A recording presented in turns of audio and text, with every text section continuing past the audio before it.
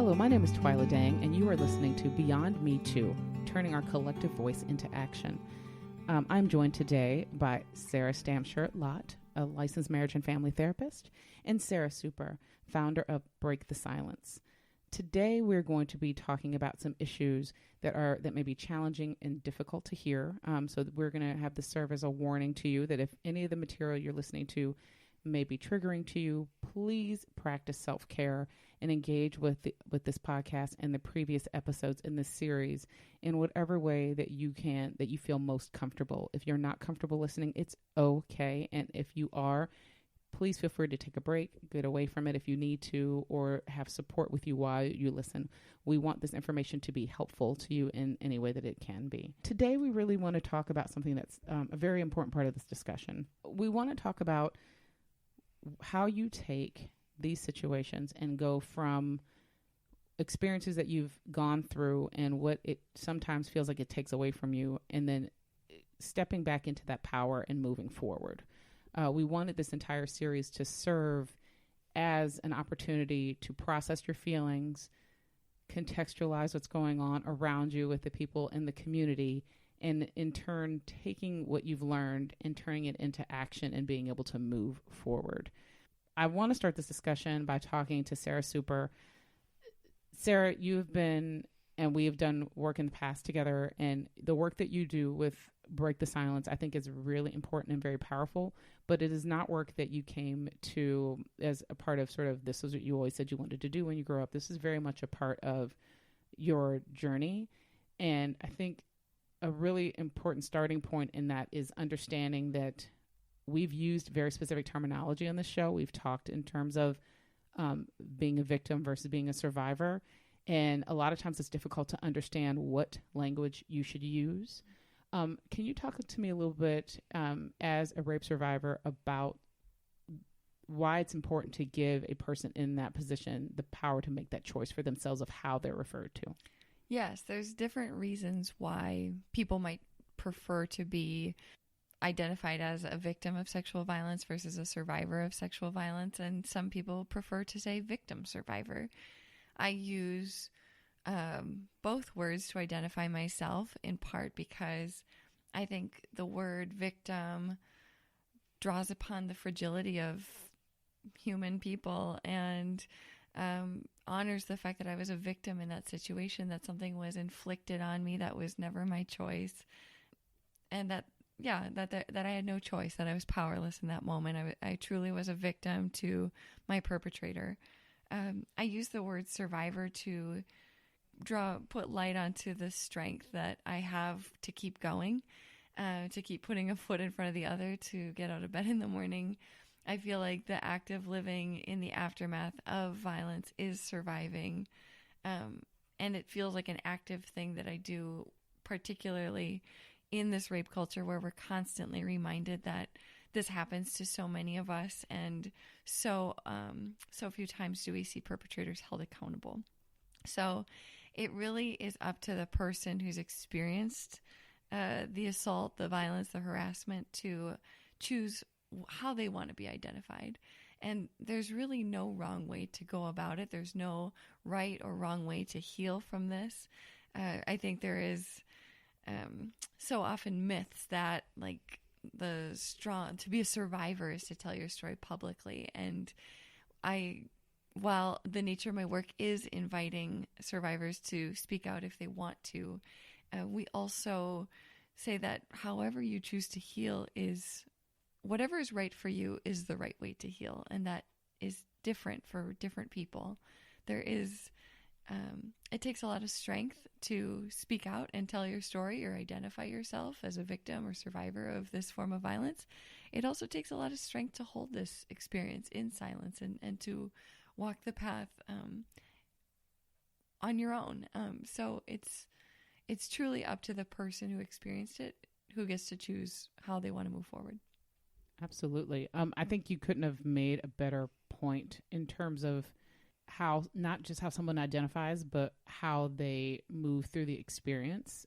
You've said before, and I found it to be really, truly an aha moment in understanding your experience and understanding how I, as a person who hasn't been assaulted, it can be much more open and understanding about how I want to be an ally and be supportive in that, and understanding that however you survive, whatever choice you make to survive, that's okay. And there shouldn't be any judgment. There shouldn't be any shame or guilt or anything put on an individual. There shouldn't be any decision making on my part or a projection on my part onto someone who's been through this to say, well, why didn't you report it? Right. Why didn't you come forward? Why didn't you name them? Why didn't you say something to someone close to them? Why didn't you, all of the things that we sort of spin in when we try to decide who's allowed to be a victim and who's allowed to be a survivor. I think it's kind of one of the most tragic pieces of what happens when you're talking about situations around sexual violence is we make awful snap judgments about who's done things and who has the right to get our sympathy and who doesn't. And somehow we justify that if you didn't put yourself out there, if you didn't sacrifice of yourself, if you didn't make yourself, available for public consumption, that somehow you're not as legitimate of a victim as somebody else. And I think that's, I think we do a terrible disservice to people that have been through that. I agree. I also think there's a large number of people who want to give advice, and it's sometimes, I would say the majority of it comes from a good-hearted place, a good intention, but it has a really damaging impact.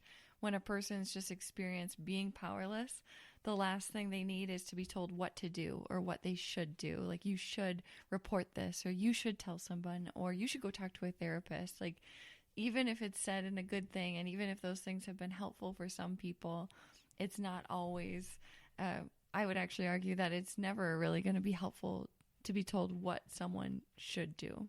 I will be perfectly honest. In my path to understanding and in trying to be better, I know I've caught myself at several turns trying to give helpful advice, thinking that I'm helping you because I'm helping you solve it, or I'm helping support you and taking an action that I logically think you should do this. Like, if it was me, I would do this. Right. And not realizing that really can be damaging in a way that you don't even, think when you're doing this. And I would also add, I think that's a great point. And even when, like, other people who've been raped, for example, if they told me what I should do, that would feel equally as hurtful and judgmental. Like, whether this has happened to you or not happened to you, being judged or being told what to do, told how you should go about this experience is damaging.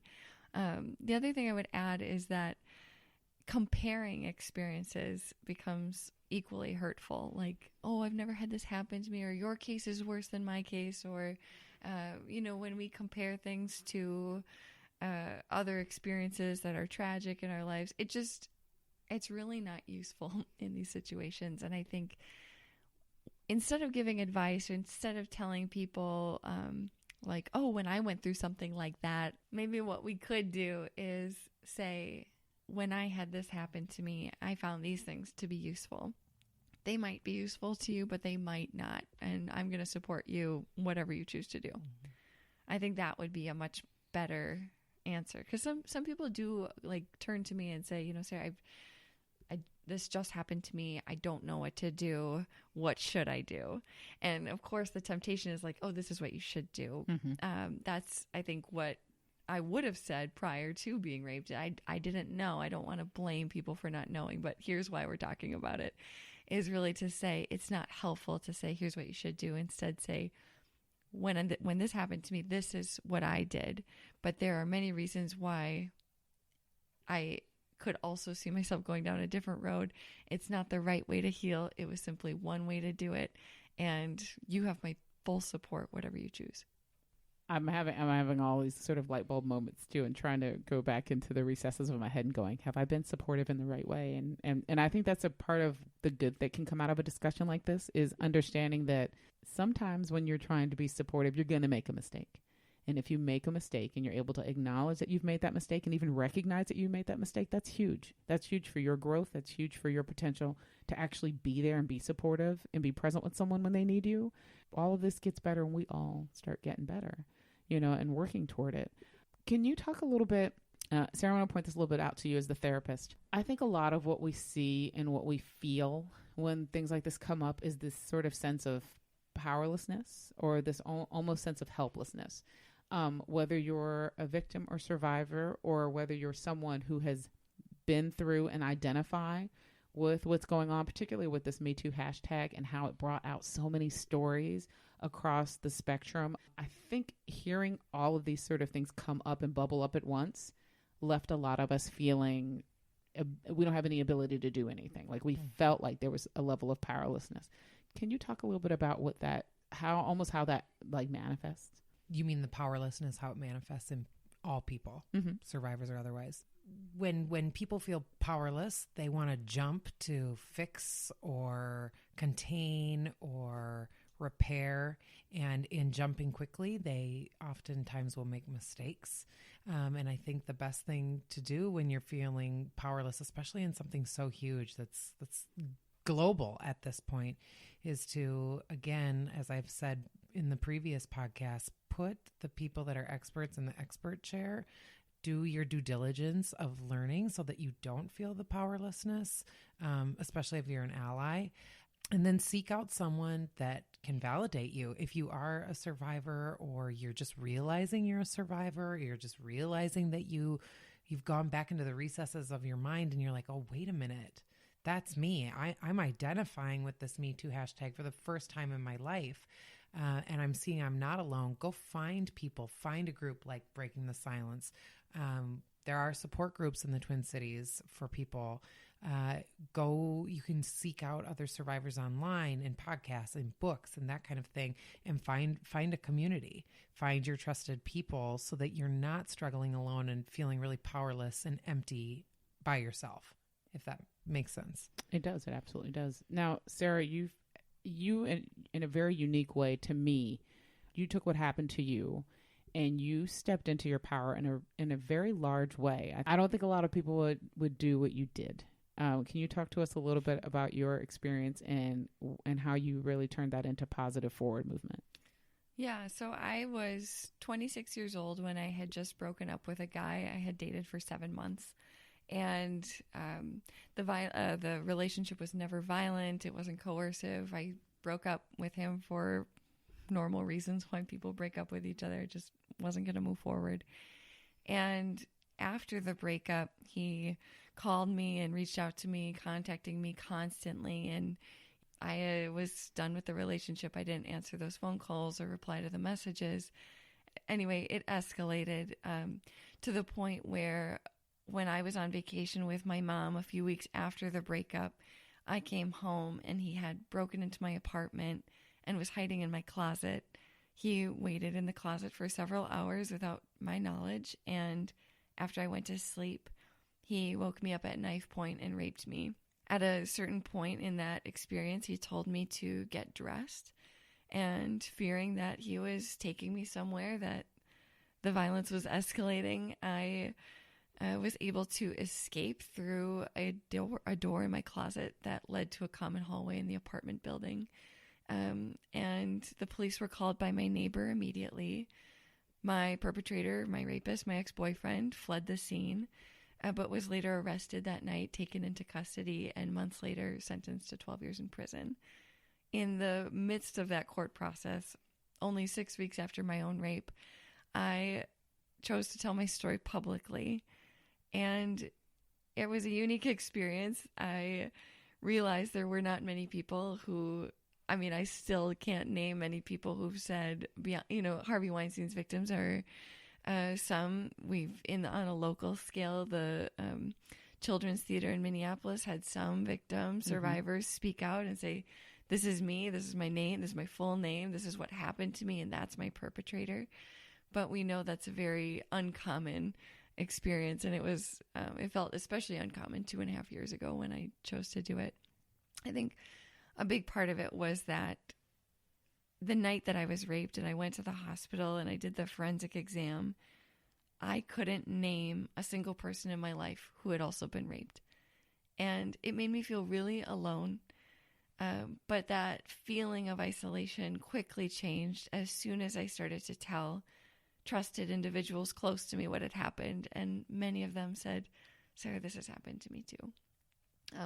I started to kind of wake up to the amount of sexual violence and to the level of silence that surrounds sexual violence, and it made me realize that my story was a unique one, and that we were actually moving forward in the justice system, and that I had not only this experience, which would later be validated by the justice process, again, which happens only 3% of the time, but that also I had a skill set around organizing and activism that I had been utilizing in previous professional work and education. And I also had the education around psychological trauma work that I had been doing for over 2 years at the time that I was raped. So I feel like those things gave me a unique language, a unique skill set to work with and say, like, I have words to put to the feelings that are going on inside of me, things that I've never experienced before, a level of powerlessness I never felt I had, or I never experienced powerlessness the way I had when I was raped, and the triggers that have happened in the aftermath remind me of that feeling. I've never been betrayed to the level of betrayal that my boyfriend betrayed me, my ex-boyfriend, my rapist. And that feeling of betrayal gets echoed by the empty promises of men who say they're good guys and do nothing in the face of human rights abuses. There's so much work to do, and I felt like the nuances of my case allowed it to be a case where I felt people could follow my experience going through the court process, and even just in my own healing, and that I could be in some way a voice for, not only a voice, but like a face. I think that's the key difference, is that there have been more survivors have told their stories anonymously or using a pseudonym, and I was going public as myself, as Sarah Super, and telling people exactly what had happened and who had done it to me. I remember when we first met, how struck I was, one, by how not only sort of how composed you always have been, but how even in the midst of you sharing your story, how much compassion and empathy you have for other people going through the experience. It's almost, to me, it has always come across as your ability to share your story has just opened you up and given you sort of infinite stores of compassion for other people. And I've always appreciated that. Can we talk a little bit about sort of it echoes back to what we talked about a little bit earlier about whatever choice you need to make is okay if you were able to say that you survived and that you are moving forward in your experience. Legally, none of us here are attorneys, none of us here are police officers, but we know that we all sort of on a surface level understand that there are different things that you can do in terms of choices that you may make, or choices that you're not sure you want to make down the line, but you can actually make in the immediate and in the aftermath of an assault. We live in the state of Minnesota, and so this information may vary from place to place, but I know across many states that you can go to the emergency room, or you can go to a doctor and you can get a rape kit performed. Yes, you could choose to get a rape kit done, or you could choose not to. You could choose to report to the police, or you could choose not to. You could report to, if you're a student, you could report to your school, or you could choose not to. If you worked with an employer, you could choose, if your perpetrator worked at that same place, you could choose to report it that way or not. I give the or not because I think it's a valid option, and there are many reasons why we wouldn't do some of these things. You can also do a combination. You could report to the police and do the forensic exam and report to your university. But I think the most important thing that we should know as allies is that what a person experiences in the act of sexual violence itself is to have no choice, right? Something is being done to you without your consent. You're powerless, you're held captive. Whatever you prefer to have happen in that moment is disregarded. So if you say stop or no, that perpetrators don't listen. It's important that we as allies support a survivor regaining their sense of choice by honoring whatever they choose to do or not do in the aftermath of their experience.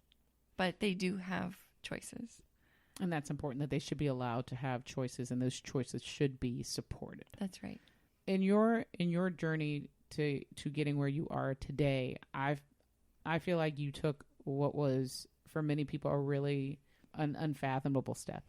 You decided to not only become sort of a public face for this issue and sharing your story publicly, but you also started an organization, and we've referred to the organization before. It's called Break the Silence. Can you tell us about what Break the Silence does? Yes. So when I went public with my story, I didn't foresee the ripple effect that it would have to inspire other survivors to publicly say their names and tell their stories. And I saw a few things happen. One was I didn't feel alone anymore in healing, because I was now surrounded by many people who had told me that this had happened to them too. So I felt like a sense of reprieve from the isolation that so many of us have experienced in the aftermath of sexual violence. I also felt like I could start to connect this community of survivors that I said, when someone would write to me and say, this has happened to me too, I could write back and say, I'm so sorry this has happened to you too, and I stand with you in solidarity. And I've actually gotten more than 200 emails today with stories like ours. Would you like to be connected to these people? Would it be possible for us to create a community that allows us to organize for social change? I feel like because this is so stigmatized, because it's been so silenced, there's been a lack of activism from survivors themselves who are saying we are survivors and we've been treated unfairly and our perpetrators walk free, and people have blamed us and shamed us for what happened. There's just been a lack of movement in some form, maybe because there's been such a stigma to silence survivors and keep them from knowing who each other are. But the other thing it's done is really connect people who haven't been assaulted to the issue. So people like my parents, who have not experienced sexual violence, did start to care about the reality of sexual violence in a deeper way, a more authentic way, a more urgent way, because it happened to me and they know that it happened to me. I think the Me Too hashtag has helped us feel that sense of connection to the issue, that this is not something that happens far away in a different country or on the other side of the world. It happens there too, but it happens right here, and it's happening to people we love and care about. And I think if it hasn't happened to us, we're still, those people in our life deserve our support and deserve our attention to this issue. Let's talk a little bit about sort of what comes up from that the people that have been through this deserve our support. I think we all have found ourselves in this position of feeling sort of helpless, a bit powerless, and I would even describe it as I've had a tremendous amount of sort of internal energy. Like sometimes it manifests as feeling anxious, sometimes it manifests as being angry. Feels like I need to do something proactive or something positive or something actionable so that I'm not just letting it continue.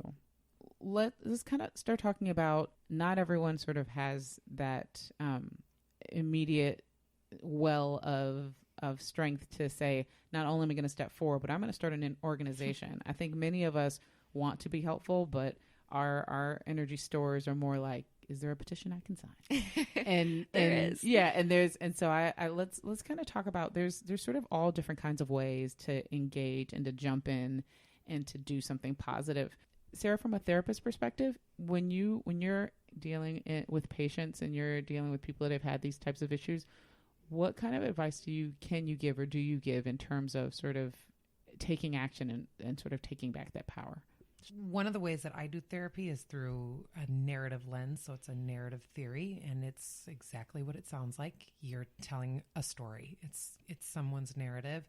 And I'm sure that Sarah can speak to and already has about when you speak out your story, whether that's in the therapy room or it's in the really public eye, as Sarah did, there's power in that.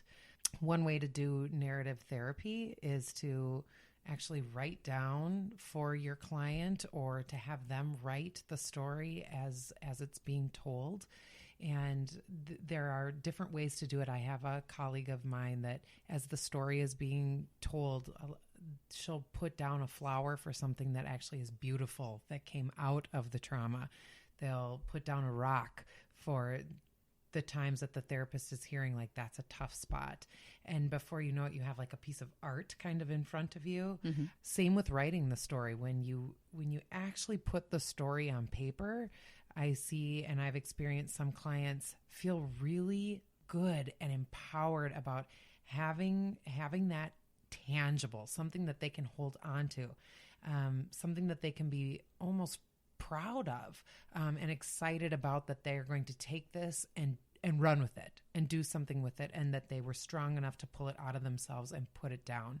And then some people choose that they never want to see that, talk about it, hear it again. As Sarah was saying, choices.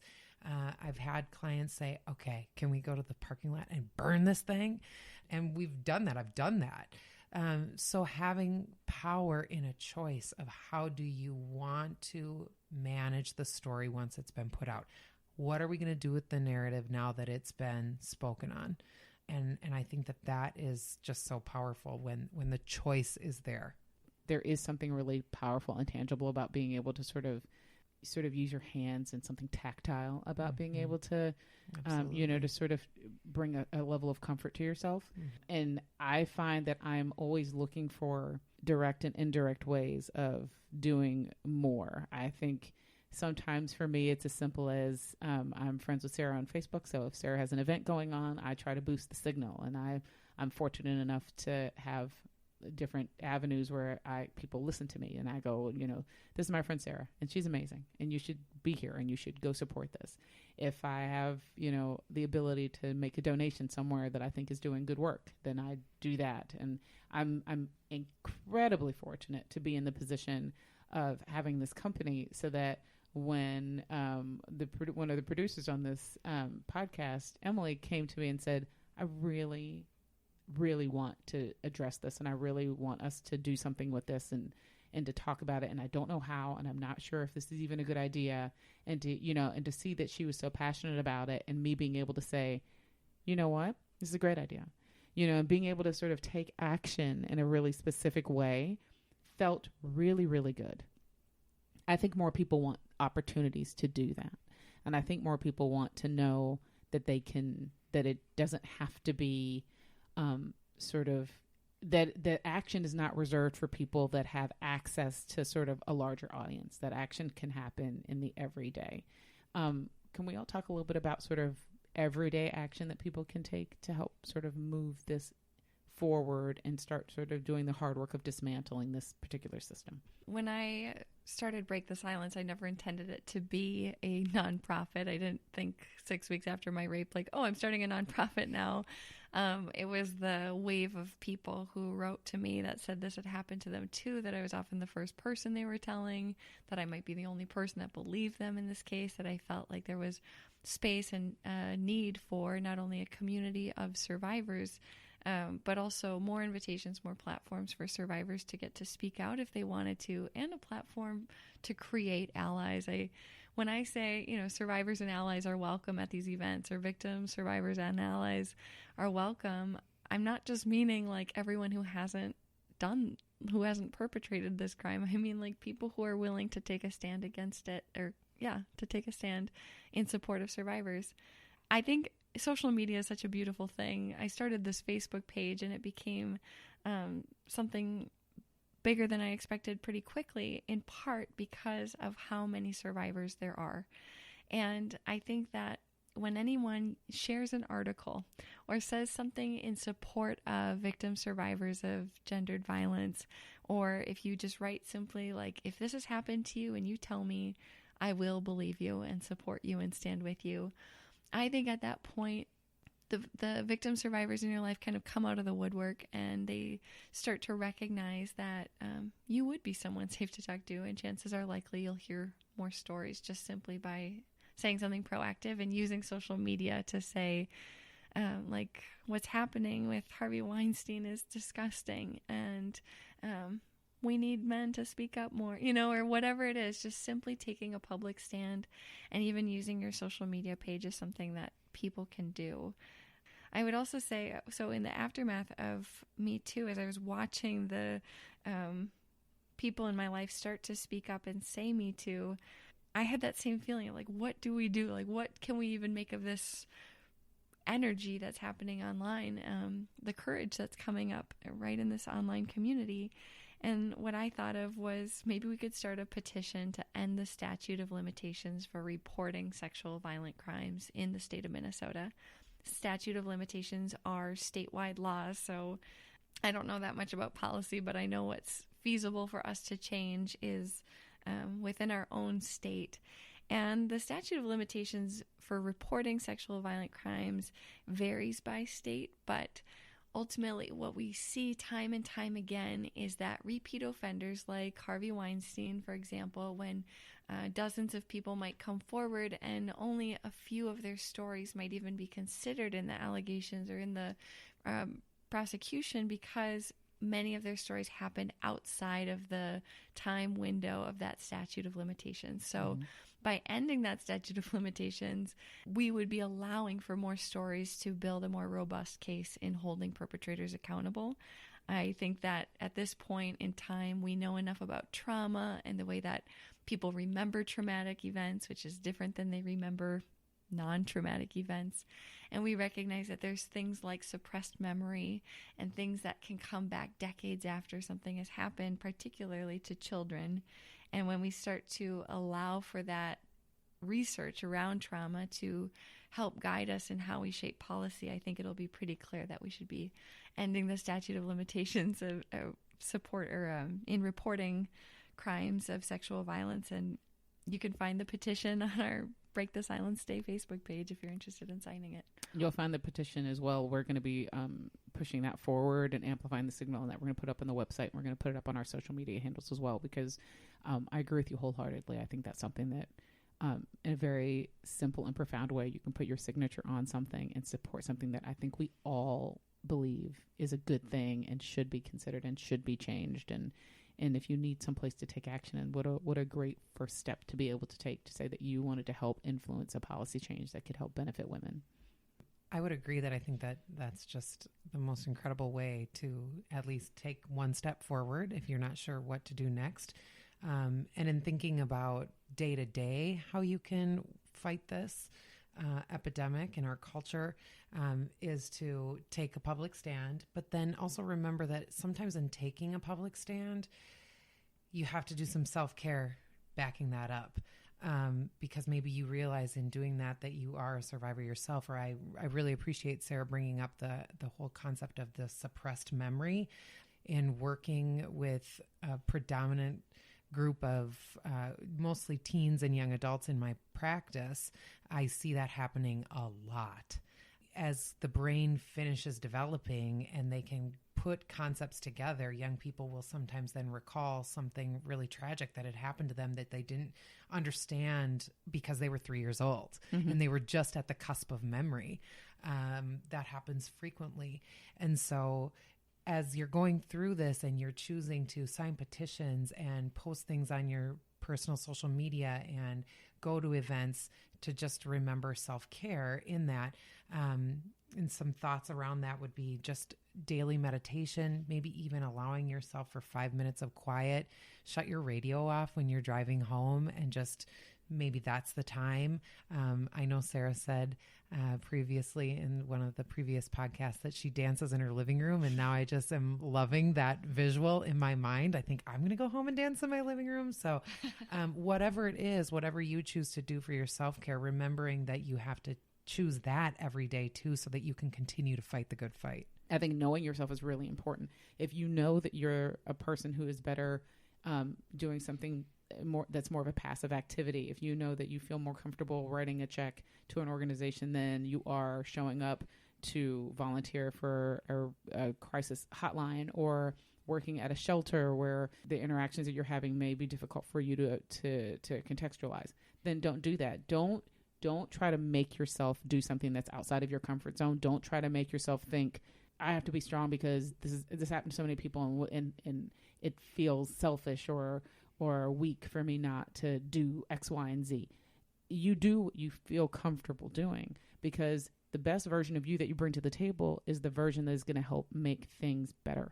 You don't have to prove to anybody that you're strong enough to take on somebody else's trauma, that you're strong enough to push past your own trauma, that you can put your emotions aside and do all of these things. We don't benefit by being stoic. It's not necessary to prove to anybody at large or anybody outside of yourself that you can handle or that you can take on these things.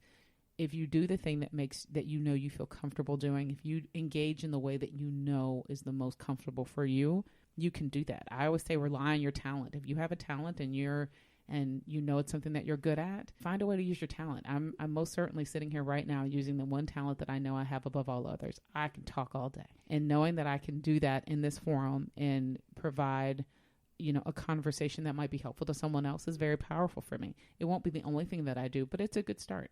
And I feel good about it because I know it's something I'm comfortable doing and I'm comfortable in my own skin doing it. Find what that is. And if you're not sure, it's okay to ask. It's okay to ask your friends, how do I get involved? It's okay to ask a trusted person in confidence.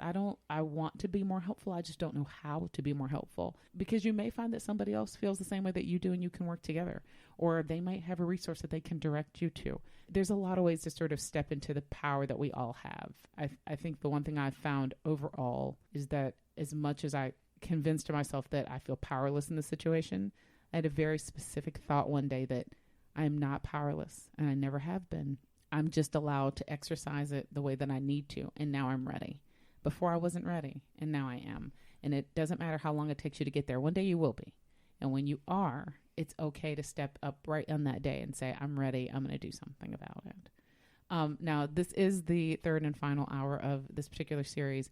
And before we go, I wanted to give each of our guests an opportunity to share sort of a final thought and a parting wisdom before we end it. So I'm going to start with you, Sarah, our therapist at large. I think in all of this, I'm thinking about the people in the community and in our nation and globally that really want to be an ally. And I said it before, and I said, I hope that's not too simple. And Twyla said in her brilliance, of course it's not, but I think showing love and compassion and having an open, warm space for survivors and victims to come forward so that they can feel safe. So this Me Too campaign can be bigger than just people saying Me Too and then it going nowhere.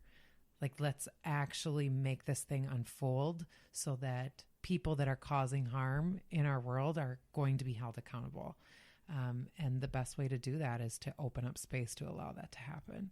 I guess I would hope that people take away that silence supports perpetrators and never victims. And when I refer to the silence, I don't mean if a survivor chooses to remain silent with their experience, that's okay. But I mean for everyone who's never experienced this form of violence, and particularly men who have never experienced this form of violence, I hope they start to see that every time that a friend degrades women or says something dehumanizing or just objectifying, that their silence in that moment only supports rape culture and will never support the victims or survivors of it. So we all have a role, I think, to play in starting a conversation. And it seems as though this is a very uncomfortable conversation to have. And so because of it, I think it needs to be done intentionally, that we can start creating more spaces, more book clubs, more circles, more conversation groups or brunch clubs, or you name it, whatever space you're in. This doesn't require us to go outside of our comfort zone, outside of our own communities, because it's happening within our communities. It's happening across all communities. And it just requires us, I think, to start to have a conversation about what could we be doing more to not only end sexual violence, but also to help the thousands of people within our own community heal from the sexual violence they've endured. I want to thank both of you for your time and your expertise and your compassion and for being so eloquent and open in sharing your stories and your experiences. We're going to make sure that we provide all of the resources and links on our resource page, where if you go to matriarchdm.com, that is our website, and go to the blog, we're going to do a full blog post with the PDF, and the PDF will contain all the resources and information from the podcasts that are a part of this 3-episode series. Let's let this series be the start of action, the start of change. and hopefully the start of progress, and hopefully good things will come from it. Thank you so much for listening.